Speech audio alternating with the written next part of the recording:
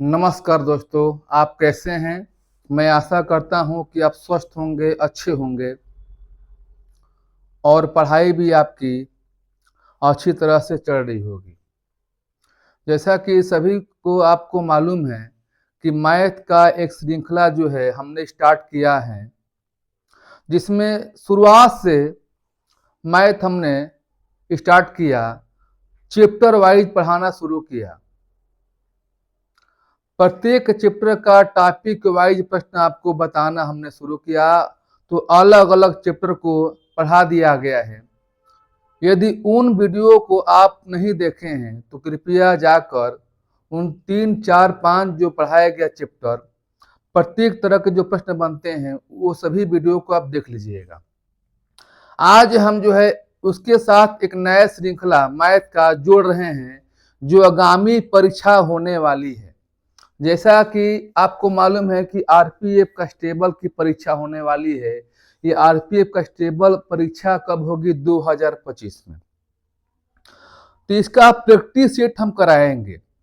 इस practice set में हर प्रकार के प्रश्न आपको देखने को मिलेगा और एक आपका मैथ का जो आपके पास पहुंचेगा वो चैप्टर वाइज, जैसा कि सिंप्लीफिकेशन, फ्रैक्शन, एवरेज, परसेंटेज, ये सारे चैप्टर जो है पढ़ा दिया गया है।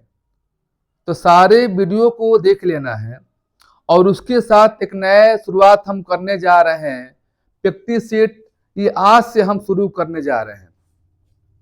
जो नए जुड़े हैं वो सब्सक्राइब कर लीजिएगा और वीडियो अच्छा लगे तो लाइक कीजिएगा। देखिए, बहुत बच्चे ऐसे जाते हैं, बोर्ड पर जाते हैं कि बोर्ड अच्छा व्हाइट बोर्ड है, स्मार्ट बोर्ड नहीं है।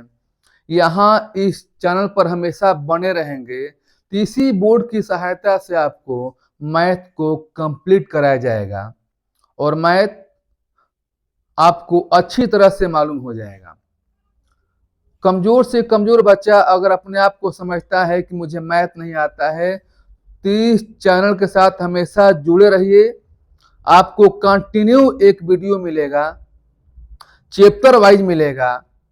और ये जो आरपीएफ कांस्टेबल परीक्षा जो देने जा रहे हैं, जो देंगे आगामी परीक्षा, उनके लिए भी लाभदायक है और जो नहीं देने वाले हैं या कोई परीक्षा देंगे उनके लिए भी लाभदायक है। तो वीडियो को स्किप नहीं करना है, वीडियो को शुरू से अंत तक देखना है। तो चलिए हम चलते हैं अपने प्रश्नों की तरफ। एक एक प्रश्न कराया जाएगा।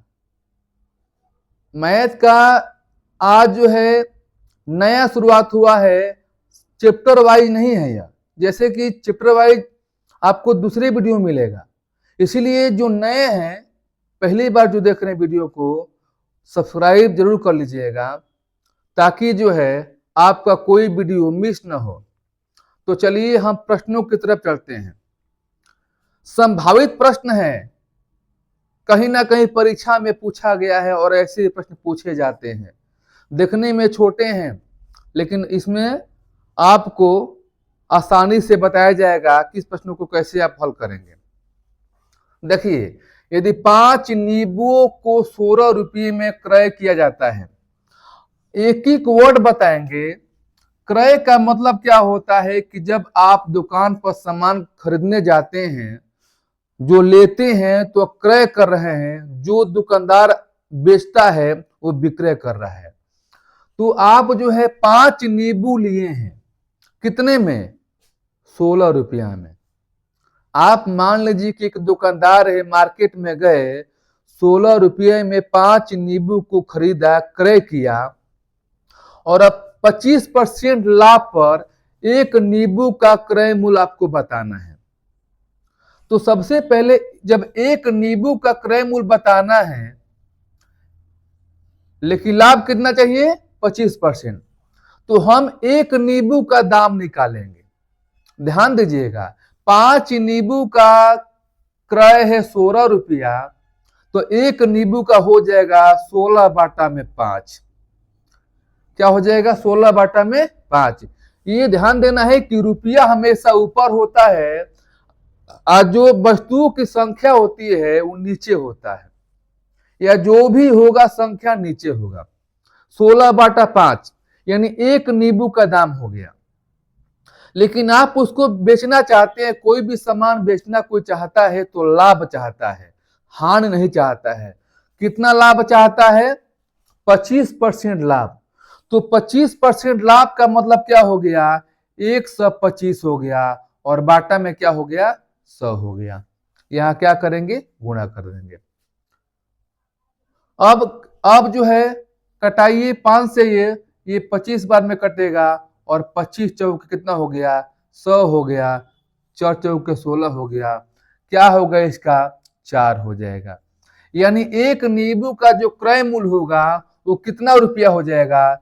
4 रुपया होगा। मैं आशा करता हूं कि इन प्रश्नों को आप समझ गए होंगे। आपको अच्छे अच्छे प्रश्न मिलेंगे। वीडियो को स्किप नहीं करना है, आपको अंत तक देखना है और सभी प्रश्नों को आपको समझ जाना है। मैं दावा करता हूं कि आप हर प्रश्नों को देखते हैं तो कहीं ना कहीं कोई परीक्षा आपके सामने आएगा तो यहां से प्रश्न जो पढ़ाया गया है देखने को मिलेगा। तो अब हम चलते हैं अगले प्रश्न की तरफ। प्रश्न संख्या 2।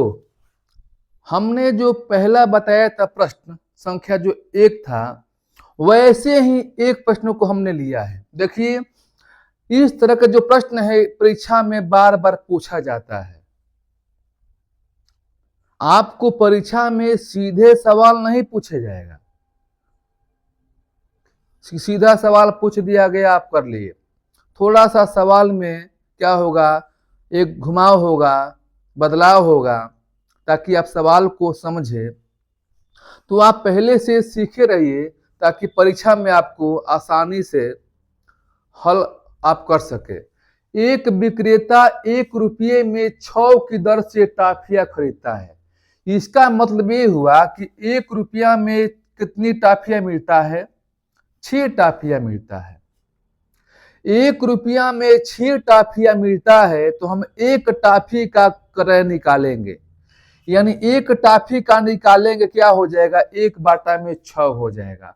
हमेशा रुपया बाटा संख्या होता है। रुपया 1 है, संख्या 6 है। 6 1 रुपये में वो कितनी टाफिया बेचेगा कि उससे क्या लाभ हो? कितना परसेंट? 20% लाभ हो।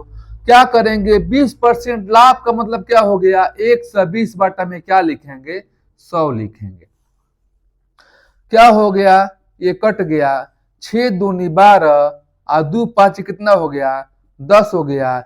यानी 1 बाटा में क्या हो गया? 5 हो गया। यहां समझने वाला बात हुआ।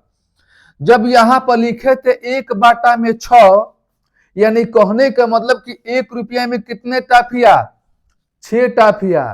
तो उसी प्रकार से 1 बाटा में 5 लिखे हैं, यानी 1 रुपया में कितने टाफिया? 5 टाफिया। तो आप कह सकते हैं कि 1 रुपया में वो जो है 5 टाफिया बेचेगा। यही क्या होगा? उसका आंसर हो जाएगा। हम देखते हैं प्रश्न संख्या 3। प्रश्न 3 क्या है? एक भाग के प्रश्न में एक विद्यार्थी 36 के बदले में 63 को भाजक के रूप में लेता है। उसका उत्तर 24 था। सही उत्तर ज्ञात कीजिए। तो ध्यान दीजिएगा, सबसे पहले आप ये जानिए कि भाजक होता क्या है। देखिए, जैसे हमने दिया 9 में हमने 4 से भाग दिया, 4 दूनी में 8, ये हो गया 1। अब यहां पर समझिए, जो नीचे बचता है वो सबको मालूम होगा कि शेषफल है।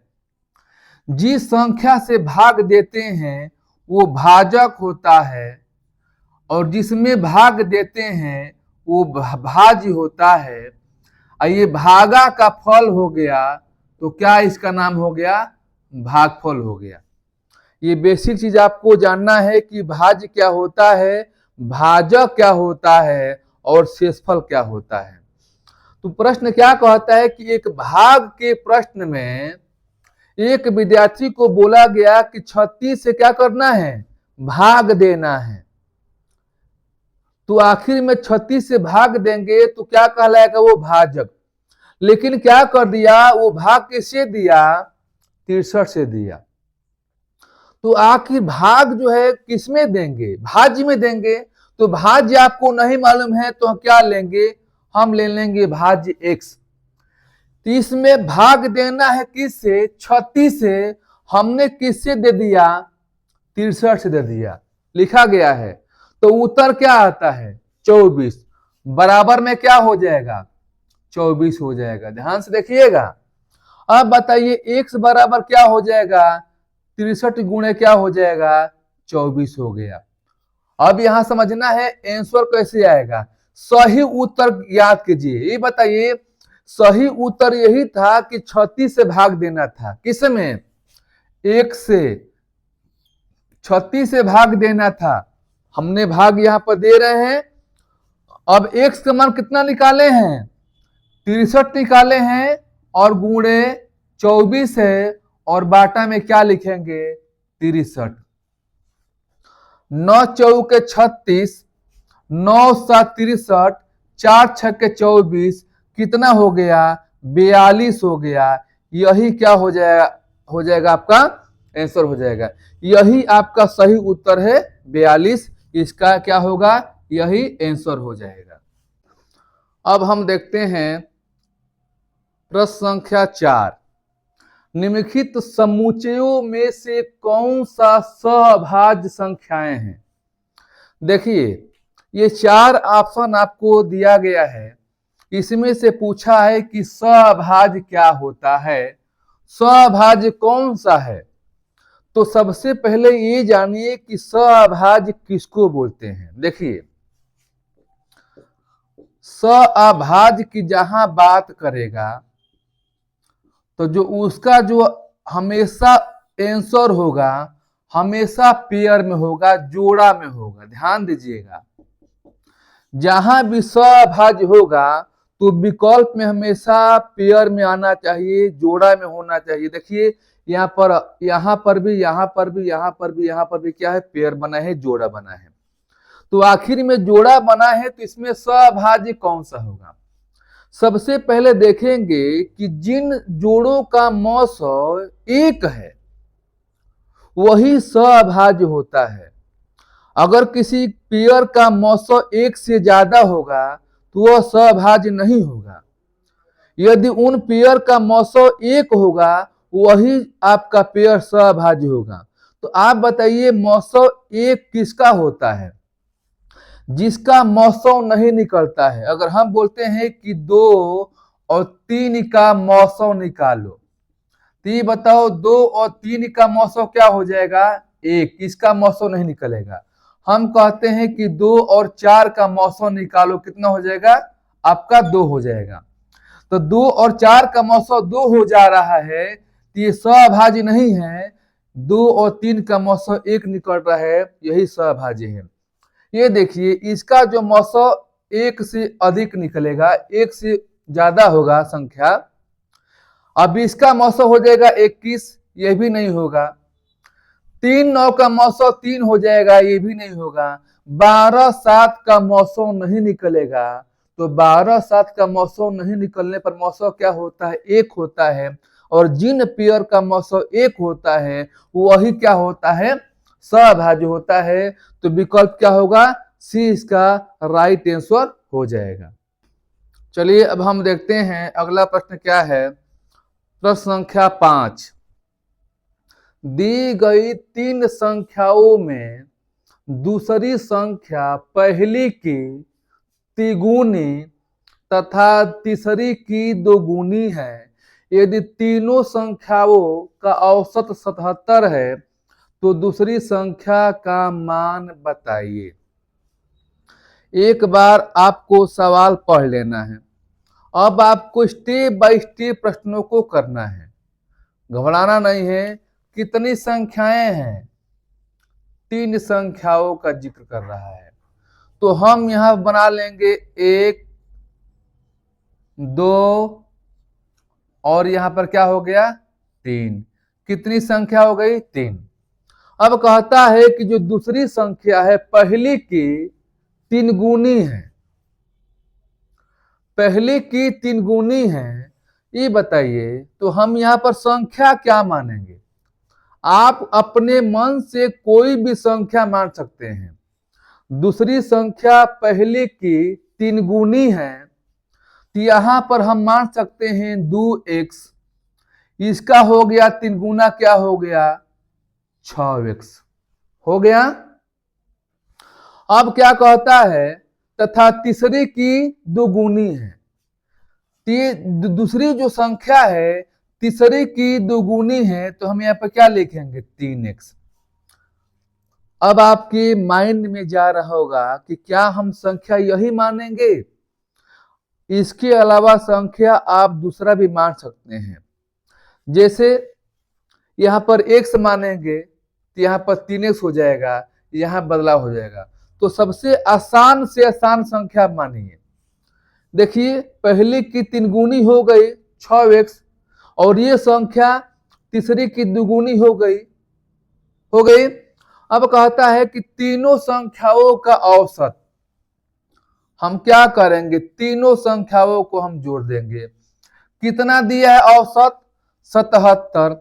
77 में किससे गुणा करेंगे आप, 3 से गुणा करेंगे, क्योंकि 3 संख्या है। 2 6 8 3 11। अब आप कहेंगे गुणा क्यों करेंगे, तो इससे पहले औसत हम चैप्टर पढ़ा दिए हैं, सारे वीडियो को देख लेना है, अलग अलग जो पार्ट में बना है। तो 6 2 8 3 11 x बराबर हो जाएगा 77 गुणे में क्या हो जाएगा 3 हो जाएगा। 11 7 77 और कितना हो गया 21 हो गया। अब 21 इसका आंसर हुआ कि नहीं हुआ। सवाल देखिए पूछता है कि दूसरी संख्या का मान बताइए। दूसरी संख्या क्या है 6x है, यानी 6 गुणे x में कितना हो गया 21, 6 कम 6, 6 दूनी 12, यही क्या हुआ इसका आंसर हुआ। चलिए अब हम चलते हैं नए प्रश्नों की तरफ। बी का वर्तमान वेतन ए के वर्तमान वेतन का 80% है। तो यहां क्या करना है, आपको ए और बी लिख देना है। ए के वर्तमान वेतन का 80% है। ये बताइए ए का वर्तमान वेतन क्या आपको मालूम है, तो हम क्या लिखेंगे, ए का वर्तमान कितना हो गया 100 हो गया। हम x मान सकते हैं, लेकिन परसेंट है तो हम क्या मानेंगे 100। ये 80% है किसका, इस ए का, यानी इसका हो जाएगा क्या 80। अब सवाल क्या कहता है कि यदि ए के वेतन में 10% और बी के वेतन में 20% की वृद्धि हो जाए, यहीं से कर देना है, यानी इसमें 10% की वृद्धि होगी, यानी 1 से 10 बाटा में क्या लिखेंगे 100, और बी के वेतन में 20% की कहता है वृद्धि, यानी क्या लिखेंगे 1 से 20 बाटा में 100। जैसे जैसे प्रश्न कह रहा है वैसे वैसे आपको हल कर लेना है। तो क्या कहता है ए और बी के वेतन का अनुपात, यही क्या कर देना है, आपको अनुपात का चिन्ह लगा देना है एक ही लाइन में। देखिए प्रश्नों को जितना कम से कम लिखेंगे, पहले आप प्रश्नों को समझिए और समझने के बाद कम से कम अंक में आपको लिखना है। ऐसा नहीं कि आप सेंटेंस बनाकर प्रश्नों को हल कर रहे हैं तो आपको ज्यादा समय लग जाएगा। तो आपको इस तरह से कर लेना है। अनुपात हो गया, अब यहां से आपको कटाना है, ये 0 से 0 हो गया कैंसिल, इससे क्या हो गया कैंसिल। अब यहाँ इससे हो गया, यहाँ इससे, और यहाँ इससे हो गया। अब क्या करना है कि 10 गुणे 11, 1 से 10 नहीं करना है, आपको 10 गुणे यहाँ क्या कर देना है 11 कर देना है, और यहाँ अनुपात हो गया 8 गुणे क्या कर देना है 12 कर देना है। बस यही से कटाना है। 2 5 10 और 2 चौके 8। अब कोई कटने वाला नहीं है, तो 5 में गुणा कीजिए 11 से, कितना हो गया 55 हो गया। अनुपात का साइन लगाएंगे और 4 में गुणा कीजिए 12 से, कितना हो गया 48 हो गया। यानी हम कह सकते हैं कि ए और बी का जो अनुपात है 55 संबंध है 48 है, यही क्या होगा इसका आंसर हो जाएगा। अब हम देखते हैं अगला प्रश्न क्या है। देखिए बहुत ही छोटा सवाल है, लेकिन ये प्रश्न कंफ्यूज करता है। यदि a बराबर 2b बराबर 3c, तो a संबंधे b संबंधे c का मान बताना है। अच्छा, b के साथ है क्या है 2 है, c के साथ है क्या है 3 है, a के साथ है क्या मानेंगे, कुछ भी नहीं तो 1 मानेंगे। तो बस इसका क्या लगाना है ट्रिक, कैसे करेंगे, हम लिखेंगे 1 बाटा में a बाटा में 1 संबंध है b बाटा में क्या करेंगे 2 और संबंध है c बाटा में क्या करेंगे 3। अब हम करेंगे क्या, 1 2 3 का निकालेंगे लॉग, कितना हो गया 6 हो गया। अब भाग देंगे तो 6 हो जाएगा, द्वितीय आई 6 हो जाएगा, 3 दूनी कितना हो जाएगा 6, यानी आपका अनुपात क्या हो जाएगा 6 संबंध है 3 संबंध है 2, यही इसका आंसर हो जाएगा। ई 6 से मतलब नहीं है, आप 1 2 3 का निकालेंगे लॉस 6 हो गया। अब जैसे आप भिन्न का सवाल करते हैं वैसे आपको प्रश्नों को करना है, तो 6 3 2 यही क्या होगा आपका आंसर हो जाएगा। अब हम देखते हैं अगला प्रश्न, प्रश्न संख्या 8। यदि 36 जीर्दसाज मिलकर, जीर्दसाज उसको बोलते हैं जो बुक को जीर्ण करते हैं, 10 दिनों में 900 पुस्तकों के जीर्ण बांधते हैं। देखिए 36 जीर्दसाज है और 36 10 दिन काम करते हैं तो 900 पुस्तक को तैयार कर लेते हैं, यानी जीर्ण लगा देते हैं। तो कहता है कि 12 दिनों में 1200 पुस्तकों को जीर्ण लगाना है, तो कितने जीर्दसाज की आवश्यकता पड़ेगी। तो इस सवाल को 2 स्टेप में करना है। 2 स्टेप में कैसे करना है ध्यान दीजिएगा, एक पहला स्टेप हो गया और एक दूसरा स्टेप हो गया। कैसे करना है, सबसे पहले 36 और 10 और 900, इसमें आपको वर्क निकालना है कि काम क्या है। काम वही है कि 36 जो जीर्दसाज है 900 पुस्तकों को जीर्ण बांधे हैं, तो 900 पुस्तक जो है यही काम हो गया।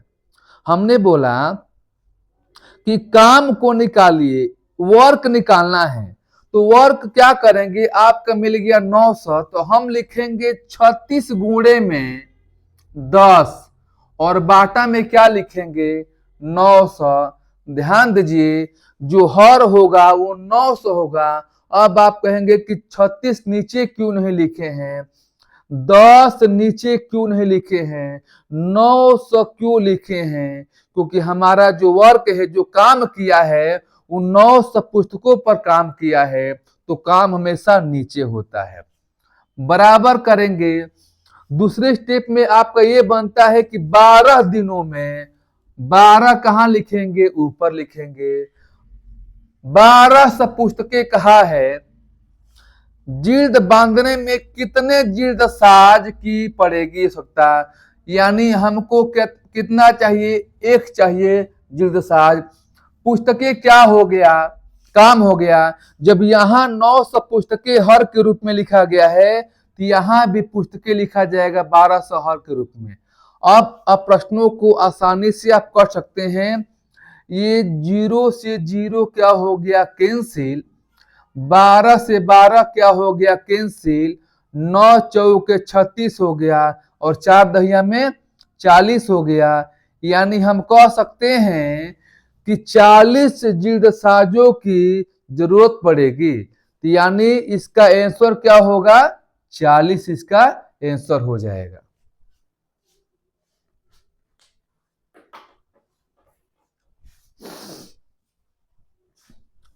दोस्तों आशा करता हूं कि यह वीडियो आपको अच्छा लगा होगा। वो ऐसे ही प्रैक्टिस सेट आपको डेली जो है नए नए प्रश्नों के साथ देखने को मिलेगा। हम पहले भी बता चुके हैं और फिर बता रहे हैं कि एक मैथ का श्रृंखला चालू किया गया है, शुरुआत किया गया है, शुरू किया गया है चैप्टर वाइज, और चैप्टर का प्रत्येक टॉपिक वाइज आपको पढ़ाया जा रहा है। दूसरा श्रृंखला जो है प्रैक्टिस सेट हम करवा रहे हैं आरपीएफ की जो आगामी परीक्षाएं होने वाली है। तो दोनों जो है सीरीज कंटिन्यू चलता रहेगा। यदि आप इस चैनल पर नए हैं तो प्लीज वीडियो को यदि देख रहे हैं अगर अच्छा लग रहा है तो लाइक कर दीजिए। यदि आप ऐसे डेली वीडियो अपने सामने देखना चाहते हैं नए नए प्रश्नों के साथ तो सब्सक्राइब कर लीजिए ताकि प्रत्येक दिन आपके पास नए नए प्रश्नों के साथ वीडियो पहुंचे। आज के लिए इतना सा, धन्यवाद।